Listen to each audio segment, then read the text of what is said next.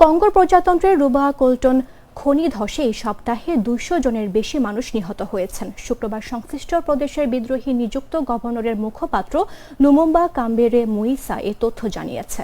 এর আগে বুধবার এই ধসের ঘটনা ঘটে। শুক্রবার সন্ধ্যা পর্যন্ত নিহতের সঠিক সংখ্যা নিশ্চিত করা না গেলেও প্রাদেশিক প্রশাসনের এক উপদেষ্টা জানিয়েছেন নিশ্চিত মৃতের সংখ্যা অন্তত 227 জন। নিহতদের মধ্যে খনি শ্রমিক ছাড়াও শিশু ও বাজারে কাজ করা নারীরাও রয়েছেন। অনেককে গুরুতর আহত অবস্থায় উদ্ধার করা হয়েছে। রুবা খনি থেকে বিশ্বের প্রায় 15% কোলটান সরবরাহ করা হয়। এই খনিজ থেকে ট্যান্টালাম তৈরি করা হয়, যা মোবাইল ফোন, কম্পিউটার, মহাকাশ প্রযুক্তি এবং গ্যাস টারবাইন তৈরিতে অত্যন্ত গুরুত্বপূর্ণ উপাদান।